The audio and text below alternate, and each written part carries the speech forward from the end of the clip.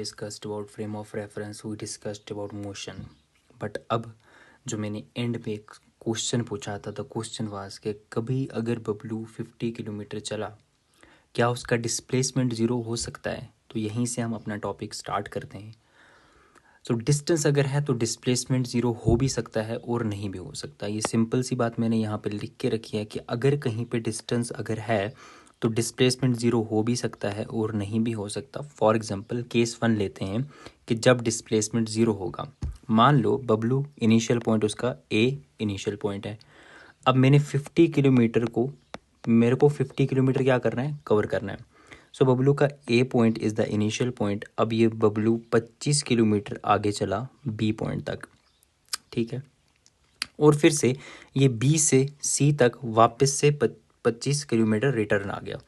मतलब बबलू आगे चला 25 और पीछे आया 25, तो टोटल डिस्टेंस कितना कवर कर दिया? तो डिस्टेंस टोटल कवर कर दिया 50 किलोमीटर, ठीक है. अब इसका इनिशियल और फाइनल पोजीशन सेम है. अगर इनिशियल और फाइनल पोजीशन सेम होता है तो डिस्प्लेसमेंट ज़ीरो होता है, ठीक है. सो फाइनल पोजीशन भी इसका 25 है, इनिशियल पोजीशन भी 25 था, तो क्या हो गया? ज़ीरो हो गया भाई, ठीक है.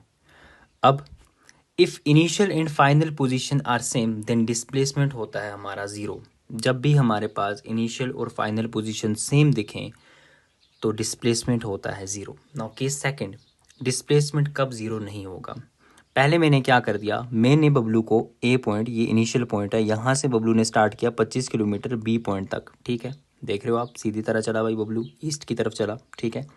और उसके बाद बबलू आया नीचे साउथ की ओर, ठीक है. कितना आया? 25 किलोमीटर. अब 25 आगे चला, 25 नीचे आया. अब डिस्प्लेसमेंट कौन सा होता है?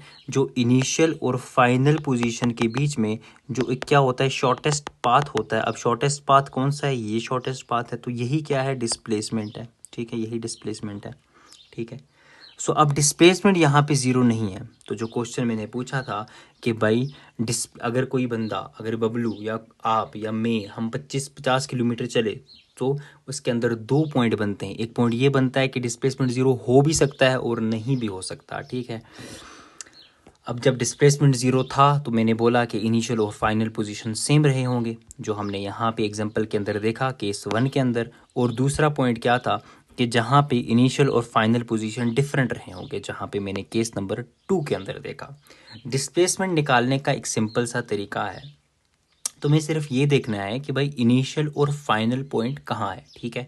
तुमने ये देखा कि भाई इनिशियल पॉइंट यहाँ है और फाइनल पॉइंट यहाँ है. तुम या तो उसके बीच में लाइन ड्रॉ कर सकते हो, या तो तुम क्या कर सकते हो, जो क्या होता है, तो डिस्टेंस फाइनल होगा, इनिशियल होगा, उसको माइनस कर सकते हो, तो तुम्हें डिस्प्लेसमेंट निकल के आ जाता है, ठीक है.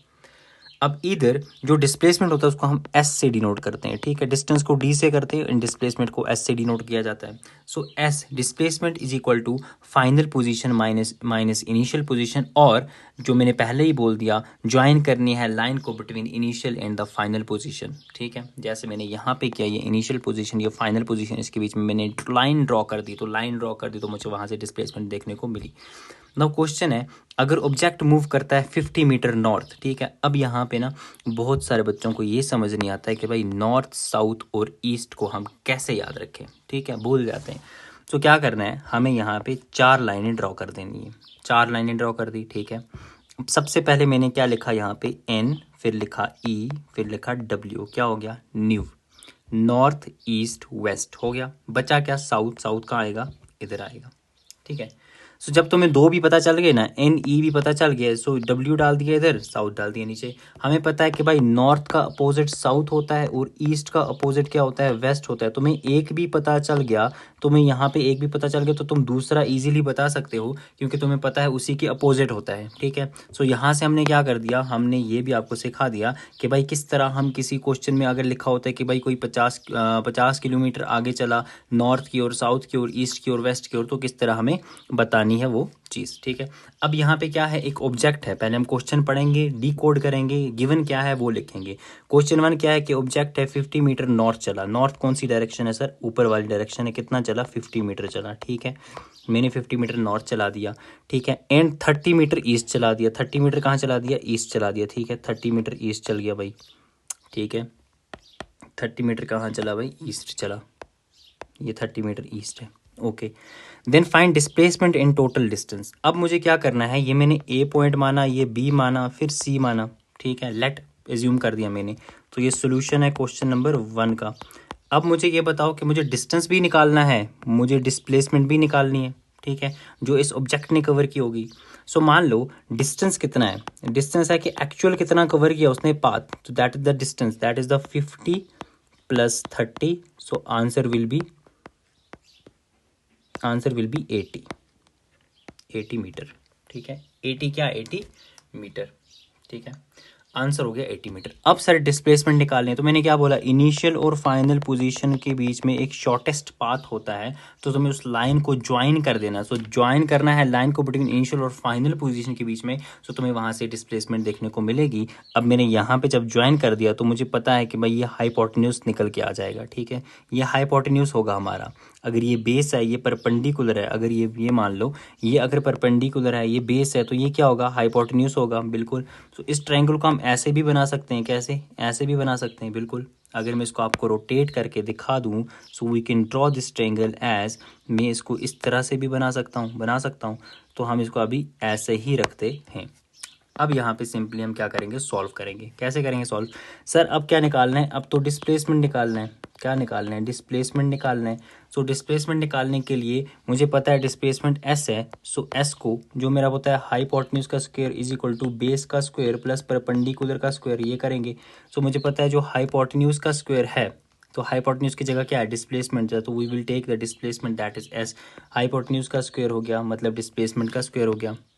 Let's take another page.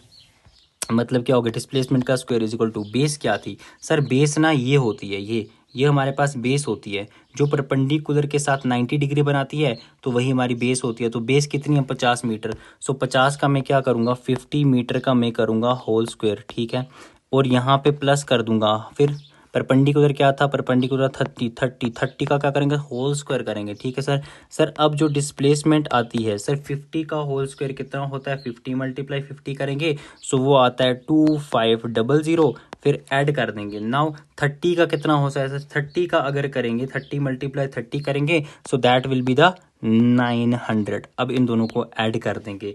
जब मैंने 2500 को ऐड किया कितने के साथ, 900 के साथ, सो द आंसर विल बी 3400। ये आंसर आ गया। अब डिस्प्लेसमेंट का होल स्क्वायर, अब डिस्प्लेसमेंट इधर है, स्क्वायर उधर जाएगा तो क्या बनेगा, रूट बनेगा। सो रूट ऑफ 3400 कितना होता है, सो मेरे ख्याल से जो रूट होता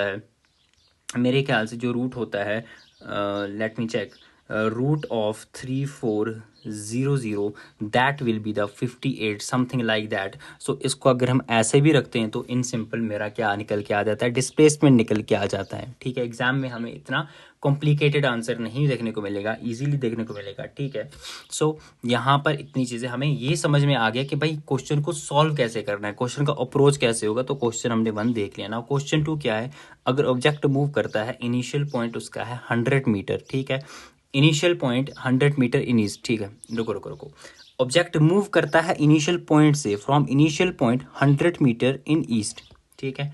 अब ईस्ट की ओर पहले हमने डाटा लिखा कि भाई 100 देखो क्वेश्चन को सॉल्व करने का एक तरीका होता है कि भाई जो चीज़ें तुम्हें देखे हैं उस चीज़ को तुम अप्लाई करते जाओ, ठीक है। क्या बोला है कि भाई तुम्हारे पास ऑब्जेक्ट है, मूव कर रहा है इनिशियल पॉइंट से 100 मीटर ईस्ट। बस अभी मैंने इतना क्वेश्चन पढ़ा, ठीक है। 100 मीटर ईस्ट, ईस्ट किधर आ गया, इधर आ गया सर ईस्ट, ठीक है। ईस्ट कितना चला भाई, 100 मीटर चला, मान लो 100 मीटर ईस्ट इतना चला, ठीक है। फिर से जाएंगे क्वेश्चन के पास, बोलेंगे कि भाई अब बताओ। फिर उसने बोला रिटर्न बैक 40 मीटर इन वेस्ट। अब वापस आ रहा है वेस्ट की डायरेक्शन में, कितना वापस आया, ठीक है। थोड़ा लंबी लाइन लेते हैं यहाँ पे। मैंने बोला पहले क्वेश्चन ने हमें बताया कि भाई पहले ना ऑब्जेक्ट चला है 100 मीटर ईस्ट की ओर, ठीक है, ईस्ट की ओर, ये ईस्ट है। और फिर वहाँ से ना ऑब्जेक्ट वापस आया, क्या आया, वापस आया, कितना आया, वापस कितना आया सर, वापस कितना आया, 40 मीटर आया वेस्ट की डायरेक्शन में वापस, ठीक है। अब मैंने वेस्ट की डायरेक्शन में 40 मीटर भी डाल दिया, ठीक है, ये हो गया 40 मीटर। अब मैंने और पूछा, मैंने बोला और क्या देख के है, in west direction find total distance. अब उसने बोला मुझे total distance, displacement of object भी बताओ, और ये भी बताओ कि फाइनल पोजीशन क्या थी, क्या होगी ऑब्जेक्ट की, ठीक है। अब सबसे पहले ये इनिशियल पोजीशन थी, ठीक है, मान लो ए इनिशियल पोजीशन, ये हो गया बी पॉइंट, ईस्ट की ओर गया, ठीक है, और ये वापस आया वेस्ट की ओर, ठीक है, which is the C point. अब टोटल डिस्टेंस कितना है, टोटल इसने कवर कितना किया, पहले सर ये ईस्ट तक गया, कितना गया 100 मीटर गया, बिल्कुल 100 मीटर गया। और फिर ना ये वापस आया, ईस्ट से वापस आया, तो एक्चुअली इसने कितना 40 मीटर और आया वापस ये, तो कितना इसने कवर किया 140 मीटर कवर किया इसने डिस्टेंस, एक्चुअल पाथ ये इतना चला। अब डिस्प्लेसमेंट कितना चलेगा सर, डिस्प्लेसमेंट की अगर तुम बात करो कि अगर ये 40 वापस चला तो डिस्प्लेसमेंट क्या होता है, ये भाई फाइनल और इनिशियल के पॉइंट के बीच में एक लाइन ड्रा कर देते हैं। तो एक लाइन ड्रा कर दी तो वो लाइन का जो हमारे पास जो लाइन का वो लेंथ आएगा, वो जो लाइन का डिस्टेंस आएगा, वो ही हमारा डिस्प्लेसमेंट होता है। तो डिस्प्लेसमेंट हमारे पास आ जाता है 60 मीटर। ठीक है, क्या आ जाता है 60 मीटर आ जाता है, बिल्कुल। ये यहाँ 40 तक आया है, अब ये कितना होगा, ये 100 माइनस 40 करेंगे कितना रहेगा, 100 माइनस 40 करेंगे, so the answer will be 60 metre. तो यहाँ पे 60 मीटर क्या आएगा, डिस्प्लेसमेंट आएगा कि नहीं आएगा, बिल्कुल आएगा भाई। ठीक है, बिल्कुल आएगा। अब तुम ये मत कर देना कि सर फाइनल पोजीशन 40 है, फिर 40 माइनस में 0 कर दूंगा, सर 40 तो आ रहा है डिस्प्लेसमेंट, ये गलत है भाई, ये गलत है, ऐसे नहीं करते हैं। ठीक है, तुम्हें लाइन ज्वाइन करके देखना है, तुम्हें स्ट्रेट लाइन मोशन पढ़ रहे हो तो तुम्हारे पास इजीली क्या है, तुम्हारे पास इजीली पॉइंट है कि भाई ए से बी गया बंदा, ए से बी गया बंदा, कितना गया 100 मीटर गया। फिर मान लो बी से वापस आ रहा है बंदा, कितना आया वापस 40 मीटर आया। तो सर यहाँ पे बचा कितना, बचा तो इतना ही ना, कितना बचा 60 मीटर बचा, कितना बचा 60 मीटर बचा। उसने लिखा है ना कि भाई रिटर्न बैक मतलब सेम पाथ पे वापस आ रहा है, मैं नीचे दिखा रहा हूँ, इसका मतलब नहीं है उसने यू टर्न किया, उसने क्या रिटर्न बैक, भाई वापस आ रहा है वो। ठीक है, तो ये चीज़ हो गई भाई। अब ये दोनों क्वेश्चन हमने सॉल्व कर दिए हैं। Now we will move towards, आगे बढ़ेंगे। अब हम ना डिस्टेंस और डिस्प्लेसमेंट का सिंपल कंपैरिजन देखेंगे। जो एक्चुअल पाथ ट्रेवल्ड होता है, मान लो जो एक्चुअल पाथ ट्रेवल्ड होता है bye the body, that is distance. ठीक है, जो शॉर्टेस्ट डिस्टेंस होता है या पाथ बिटवीन 2 पॉइंट होता है, उसको डिस्प्लेसमेंट बोला जाता है। डिस्टेंस क्या है भाई, स्केलर क्वांटिटी है। डिस्प्लेसमेंट क्या है, वेक्टर क्वांटिटी है। ठीक है, distance can never be negative और जीरो, डिस्टेंस कभी नेगेटिव और जीरो नहीं होता है। अगर कोई बॉडी चल गई तो मतलब उसका या तो डिस्टेंस होगा या तो डिस्टेंस होगा, उसमें ये नहीं आएगा कि जीरो होगा। अगर कोई बॉडी चल रही है तो उसका डिस्टेंस होगा ही होगा, नहीं तो जिसका डिस्टेंस नहीं होता है वो रेस्ट में बैठता है भाई। ठीक है, कैन नेवर बी नेगेटिव और जीरो। लेकिन डिस्प्लेसमेंट नेगेटिव भी हो सकता है, डिस्प्लेसमेंट पॉजिटिव भी हो सकता है, डिस्प्लेसमेंट जीरो भी हो सकता है। हमने जीरो का, हमने नेगेटिव, हमने पॉजिटिव का केस देखा, नेगेटिव का आगे देख लेंगे। ठीक है, distance can be equal to और ग्रेटर देन डिस्प्लेसमेंट। जो डिस्टेंस होता है वो या तो बराबर होता है, जो पॉइंट हमने पीछे ही लिख दिया था कि भाई डिस्टेंस जो होता है वो या तो ग्रेटर होता है या तो बराबर होता है डिस्प्लेसमेंट से, डिस्प्लेसमेंट के। ठीक है, डिस्टेंस हमेशा बड़ा होता है, किससे, डिस्प्लेसमेंट से। ठीक है भाई, ओके, ये बात भी समझ में आ गई। सो डिस्प्लेसमेंट, अच्छा ठीक है, distance can be equal to और greater than displacement, displacement can be equal to और लेस देन डिस्टेंस, सॉरी यहाँ डिस्टेंस आएगा, लेस देन डिस्टेंस। ठीक है, यहाँ डिस्टेंस आ जाता है, क्या आएगा distance, displacement can be equal to और लेस देन डिस्टेंस भाई। ठीक है, पॉइंट समझ रहे हो। So not a unique path, distance जो होता है ये कोई यूनिक पाथ नहीं होता है दो पॉइंट के बीच में। डिस्प्लेसमेंट जो होता है ये एक यूनिक पाथ होता है। ठीक है, ये खास एक यूनिक पाथ होता है कि भाई स्ट्रेट लाइन ड्रॉ करेंगे इनिशियल और फाइनल के बीच में, तब हमें डिस्प्लेसमेंट देखने को मिलेगा। सो डिस्प्लेसमेंट होता है एक यूनिक पाथ, बट डिस्टेंस तो कुछ भी हो सकता है भाई। तुम ए से बी जाने के लिए तुम्हें बहुत सारे रास्ते हैं, सो ये कोई भी कॉमन सा रास्ता हो सकता है, तो नॉट ए यूनिक पाथ। ठीक है, it gives the full information of path followed by the body. जो डिस्टेंस होता है ये हमें फुल इंफॉर्मेशन देता है कि बॉडी ने कौन सा पाथ फॉलो किया है, और वहीं पे डिस्प्लेसमेंट हमें कोई फुल इंफॉर्मेशन नहीं देता है कि बॉडी ने कौन सा पाथ फॉलो किया है, क्योंकि वो तो हमें इनिशियल और फाइनल के बीच में एक शॉर्टेस्ट पाथ होता है, वही हमारे पास डिस्प्लेसमेंट निकल के आता है। अब जो डिस्टेंस होता है मूविंग बॉडी के लिए, जो डिस्टेंस होता है वो कभी डिक्रीज नहीं कर सकता है। मैंने यही बोला कि डिस्टेंस कभी जीरो और नेगेटिव नहीं हो सकता है। जो बॉडी चल गई तो उसका डिस्टेंस होगा ही होगा, ये नहीं है कि भाई डिक्रीज कर दे टाइम के साथ। ठीक है, लेकिन जो डिस्प्लेसमेंट होती है वो डिक्रीज कर सकती है टाइम के साथ। ठीक है, वो डिक्रीज कर सकती है टाइम के साथ। वो डिपेंड करता है कि भाई तुम्हारा जो डिस्प्लेसमेंट है, तुम्हारा जो इनिशियल और फाइनल पोजीशन है वो क्या है। ठीक है, तो बॉडी कहाँ तक चली, क्या नहीं किया। ऐसा यूनिट दोनों का सेम है, ऐसा यूनिट मीटर है, यहाँ पे भी ऐसा यूनिट मीटर है। नाउ इसी को देखते हुए हमने एक और चीज पढ़नी है, that is the uniform and non uniform motion. Now what is the uniform and non uniform motion. Uniform motion वो मोशन होता है सो यूनिफॉर्म मोशन वो मोशन होता है जब एक बॉडी ट्रैवल करती है। क्या ट्रैवल करेगी भाई? Uniform, word itself says uniform, ठीक है। सो जब एक बॉडी ट्रैवल करती है equal distance in equal interval of time. Sir equal interval of time के अंदर इक्वल डिस्टेंस ट्रैवल करना, वही तो यूनिफॉर्म हो गया भाई। यूनिफॉर्म क्या हो गया कि भाई एक जैसा डिस्टेंस ट्रैवल करे एक जैसे टाइम के अंदर। या तो ऐसे समझ लो या तो ऐसे समझ लो कि जो बॉडी है वो ट्रैवल करती है बराबर का डिस्टेंस बराबर के इंटरवल ऑफ टाइम के अंदर। कैसे? मान लो 1 सेकंड से दूसरे सेकंड के बीच में बॉडी ने ट्रैवल किया 10 मीटर, और फिर दूसरे सेकंड और तीसरे सेकंड के बीच में बॉडी ने कितना ट्रैवल किया? 10 मीटर, ठीक है। तो जो इंटरवल आ रहा है वो कितने सेकंड का है? 1 सेकंड का है। इंटरवल कितने सेकंड का है? 1 सेकंड का है। तो इक्वल इंटरवल के अंदर इक्वल डिस्टेंस जब बॉडी ट्रैवल करे तो उसको क्या बोला जाता है? यूनिफॉर्म मोशन बोला जाता है। अब यहां पे हम देखेंगे तो ग्राफ इस तरह आएगा कि भाई 1 सेकंड के अंदर 10, दूसरे सेकंड के अंदर 20, मतलब 1 सेकंड के अंदर 10 किया, दूसरे सेकंड के अंदर 20 किया। इसका मतलब ये है कि इस इंटरवल के अंदर 10 और कवर कर दिया, ठीक है। ये गैप कितने का है? 10 का है ये गैप, ठीक है। तो इसको बोलते हैं यूनिफॉर्म मोशन। ना नॉन यूनिफॉर्म मोशन क्या होता है? Non uniform motion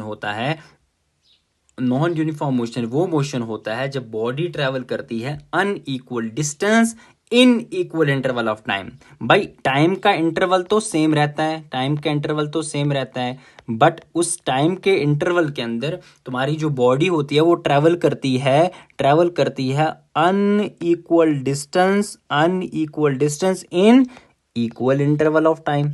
equal interval of time के अंदर जब तुम्हारी बॉडी ट्रैवल करती है, क्या इक्वल इंटरवल ऑफ टाइम के अंदर जब तुम्हारी बॉडी ट्रैवल करती है अनइक्वल डिस्टेंस, सो वी से कि भाई ये जो मोशन है ये नॉन यूनिफॉर्म मोशन है। नॉन यूनिफॉर्म मोशन है। कौन सा मोशन है? नॉन यूनिफॉर्म मोशन है। अब इसका ग्राफ किस तरह से आएगा? सर यहाँ पे ना अगर मान लो ये ग्राफ इस तरह आया, फिर इस तरह आया, फिर इस तरह टेढ़ा मेढ़ा ग्राफ बनेगा। इन सिंपल सा टेढ़ा मेढ़ा ग्राफ बनेगा, ठीक है। थोड़ा अच्छा बना देते हैं, टेढ़ा मेढ़ा ही बनाएंगे बट कुछ अच्छा बनाएंगे ऐसे कि भाई कभी ऊपर गया, कभी नीचे आया, कभी क्या हुआ। तो that is the non uniform motion, ठीक है। So that's all. यूनिफॉर्म और नॉन यूनिफॉर्म मोशन पढ़ लिया। इन सिंपल याद रखना है कि यूनिफॉर्म मोशन वो मोशन होता है जब हमारी बॉडी ट्रैवल करती है equal distance equal interval of time के अंदर। नॉन यूनिफॉर्म मोशन जब हमारी बॉडी ट्रैवल करती है unequal distance unequal interval of time के अंदर, ठीक है। आगे बढ़ेंगे सर, इसके ऊपर कोई क्वेश्चन तो नहीं है भाई। अब आगे बढ़ेंगे, we will discuss about the non uniform motion. अब जो नॉन यूनिफॉर्म मोशन पढ़ा हमने कि भाई इक्वल डिस्टेंस को अनइक्वल डिस्टेंस ट्रैवल करना इक्वल इंटरवल ऑफ टाइम के अंदर। So in equal interval of time के अंदर, सो उसके अंदर भी दो टाइप के मोशंस हैं। तो दो टाइप के नॉन यूनिफॉर्म मोशन होते हैं। एक वो मोशन होता है जब तुम्हारा एक एक्सेलरेटेड मोशन हो, एक होता है D accelerated motion. Sir accelerated motion क्या होता है? When motion of a body increases with time, ठीक है। जब तुम्हारी बॉडी का मोशन जो होता है, मान लो स्पीड, मान लो डिस्टेंस, वो टाइम के साथ बढ़ती जाए, ठीक है। मोशन के अंदर क्या आएगा भाई? अगर तुम्हारा बॉडी मोशन के अंदर है तो तुम्हारा डिस्टेंस बढ़ेगा, तुम्हारा डिस्टेंस बढ़ेगा तो तुम्हारा स्पीड बढ़ेगा, ठीक है। सो एक्सेलरेटेड मोशन क्या होगा? वो मोशन जब तुम्हारी बॉडी इंक्रीज करे, जब तुम्हारी बॉडी का मोशन इंक्रीज हो टाइम के साथ, एक्सेलरेटेड मोशन। और जब तुम्हारी बॉडी का मोशन क्या हो? डिक्रीज हो टाइम के साथ, डी एक्सेलरेटेड मोशन। अब एक्सेलरेटेड मोशन पढ़ लिया, डी एक्सेलरेटेड मोशन पढ़ लिया। अब मैंने क्या कर दिया? अब मैं आगे पहुंचाया, मैं स्पीड और वेलोसिटी के पास पहुंचाया। Now we will discuss about speed and we will discuss about velocity, ठीक है। So distance travelled by the body, speed को क्या बोलते हैं? कि जो डिस्टेंस बॉडी ने ट्रेवल कर दिया। मान लो मैंने 50 मीटर ट्रेवल किया, मैंने 1 सेकंड के अंदर ट्रेवल किया, मैंने डायरेक्शन का नाम नहीं लिया। सो मैंने बोला जो मैंने 50 मीटर ट्रेवल किया, 50 मीटर ट्रेवल किया कितने सेकंड के अंदर? इन 1 सेकंड, 1 सेकंड के अंदर मैंने 50 मीटर ट्रेवल कर दिया। अगर मुझे ये बोलना है तो इसी को मैं स्पीड बोल देता हूं ना।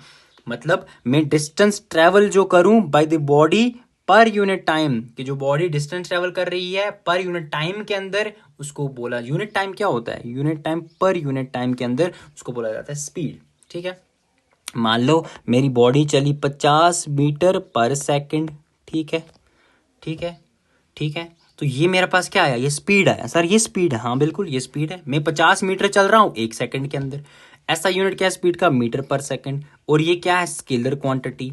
इसका फॉर्मूला क्या है? Speed distance divided by time. मतलब कोई बॉडी कितना डिस्टेंस कवर करती है कितने यूनिट ऑफ टाइम के अंदर, that is the speed.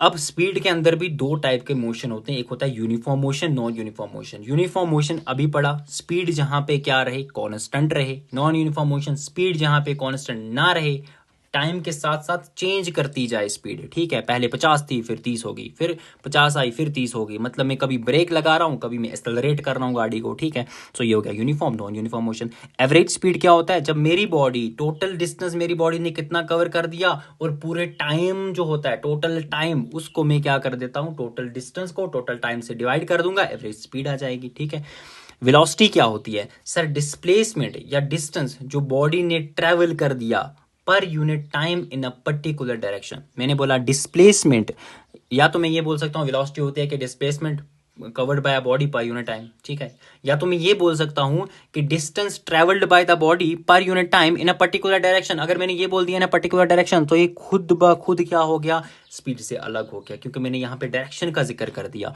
So velocity क्या होती है? Vector quantity. डायरेक्शन आ गई तो वेक्टर क्वांटिटी। ऐसा यूनिट यहाँ पे क्या है? मीटर पर सेकेंड है सर, मीटर पर सेकेंड है सर। सर वेलोसिटी का जो फॉर्मूला है that is the displacement and divided by the time taken by the body. कि भाई कितना डिस्प्लेसमेंट है, बॉडी ने कितना डिस्प्लेसमेंट कवर कर दिया, बॉडी ने कितना डिस्प्लेसमेंट किया। डिस्प्लेसमेंट कवर नहीं किया जाता है, डिस्टेंस कवर कर सकते हैं, डिस्प्लेसमेंट कितना किया बॉडी ने। ठीक है, उसको मैं डिवाइड कर देता हूं time taken by the body से, वेलोसिटी निकल के आ जाएगी। और एवरेज वेलोसिटी क्या होती है सर? एवरेज वेलोसिटी होती है कि total displacement divide by total time, that is the average velocity. So average velocity is total displacement divided by the total time. And that's all for today.